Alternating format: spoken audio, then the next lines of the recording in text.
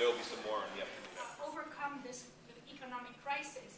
So soup kitchens were open, community centers, organic gardens, trueque. Barter. People would barter their services, like a car mechanic would barter his services for a dentist. So some people started using a different currency that they made up. So it was a whole new utopia come true of how can we do things differently. Unfortunately, the past two governments, the Kirchners, have co-opted a lot of that movement, and that movement has sort of subsided a little bit, although it's still happening. I'm mentioning all this because they felt it before we are feeling it, these things. And they responded in very creative ways in order to overcome the crisis. An incredible murga movement. Murga is a percussion, the percussion that is usually played in carnival, comparsas, like the carnival floats. They were very popular in each barrio of Buenos Aires. There was a murga, so all the neighbors would come together and play it's a little bit like the jarocho movement here. The jaraneros accompany the movement. The same thing happens in Argentina with the murgas. And it's very intergenerational. Kids play, participate, adults, abuelitos, everybody. So that they know, and they're also thinking about that throughout the entire day, so that when we get to that third session, they've already been sitting with it, and it's not just like a, hey, so that would be more engaging conversation, Yeah. more fruitful. Yeah.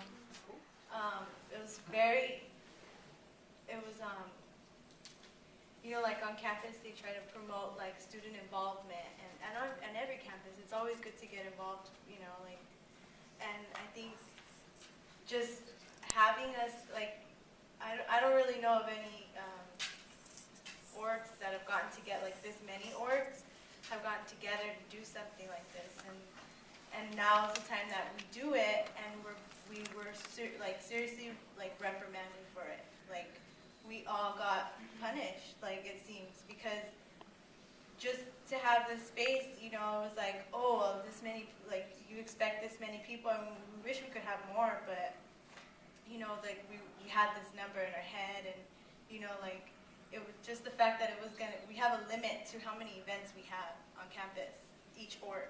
So there were just the fact that, oh, this event's gonna take up all of for the whole quarter, all of your, like one, or it's gonna fall back on one of the orgs, and that org can't have any more events.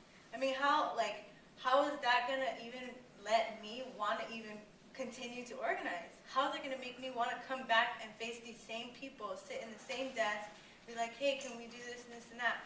It's gonna totally turn me away. Like, but I'm, like me being the person who I am, I'm just like, I never take no for an answer, and it's like, let's go a different way. We're just all these loopholes, and I mean, I don't really want to talk so much about it. It's just like, it just seemed like we were being punished for being together, and it's like, come on, like, isn't this what you want from us? And so, I mean, just to have it happen is a success for me, because we overcame the challenge, we overcame the limitations that, even to getting funding, like that's our money.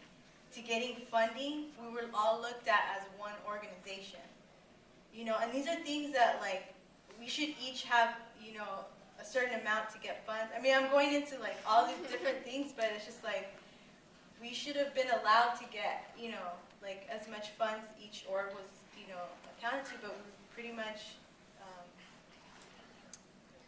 we were very limited. So I guess just being here is a success, I think. So I don't know. Woohoo! All right. All right, Alani, for all the work, and Natasha. And I think that having the high school kids here too, that was a true success too. And I think whoever came through for that really came through.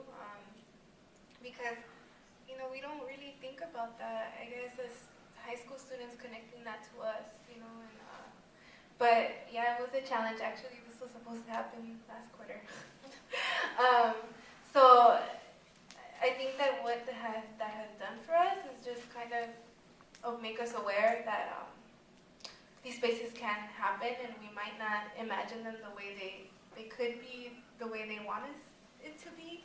But we kind of went around it, and they even called us out, and they were like, "Oh, you found a loophole. You know, we're gonna fix that." So, I mean, it's another challenge, right, to come back to and stuff. But as organizers, just outside of campus, that's also something. This is just a battleground. That's the way I look at it. This is just a battleground for the outside world. So you just take what you can, because people are always gonna want to shut you down, and they're always gonna want to act like their money is coming out of their pocket. And we talk about like colonialism. We talk about colonized minds and people who are really driven by capital, or who feel like this money is their money, and like if you're coming and asking for it, you better have something good that they like, or the way they would want to do it. And I think that always keeping your stance and always like feeling like you're doing it the way you want to and stuff, and like being a colectiva, I think it really made us strong.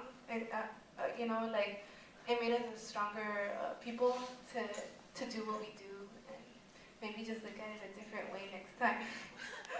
What I wanted to really touch on, though, is that there's a reason why the fight for immigrant rights, the fight for public education, the fight against the budget cuts, the fight against layoffs are connected.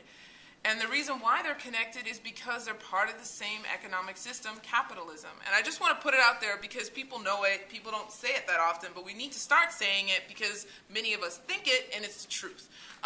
You know, like, we have a system where 1 in 5 children are dying from diarrhea, okay? You know what I mean? Like, and at the same time, people are making trillions of dollars. You know, trillions of dollars of our tax money, whether you're documented or not, went to the wealthiest people in the world. And now they're telling us that there's no money. Like, we didn't just know that happened. You know, and like, we didn't know that they were giving billions of dollars to Iraq and putting it in the prison system. You know, like, we do know that. And so I think that the struggles that we participate in, we should, you know, have political discussion, not unity for unity's sake, but really, if we disagree, then have a discussion about it, be, you know, fraternal and be honest. But the truth is that this is a system that's a problem, you know, that's what it is. You know, it's because somebody's making money. Somebody could be making money off your education rather than you getting it for free. Somebody could be making money off a library, you know, off books and making you buy them instead of a library where you get it for free. You know, and so, and that's really where that comes from. It's not about any kind of crisis. The situation is that there's money and they don't want to give it to us. So then what's the answer? And I think the answer is by us organizing collectively, being strategic, and being willing to take militant action. The way things were fought for in the past, that our parents and our grandparents and our great-grandparents got, that they're trying to take away, the reason why the way they were won is by people being willing, not always doing it, not being reckless, but willing to take, you know, militant action and willing to organize across different lines, you know. And so now is such an opportunity that so many of us women are standing up for ourselves. You know, black and brown people are working together more. You know, we're building these networks. We have cell phones. We can call each other. We can find out what's going on in you know, Beirut and Greece. Like, we should be taking advantage of these things and working together. The statewide conference, I want to invite everybody to come, you know, whether you're in No Cuts, Colectiva, Mecha, whatever, come to this and make your voice heard and vote on these decisions. I mean, this is a place where it'll be K through 12, UC, community colleges and CSUs all together discuss, and parents and teachers, not just students, because it doesn't just affect students, but it'll be all the people who care about fighting against the budget cuts together, discussing collectively what we're going to do and taking a vote and carrying through with that action.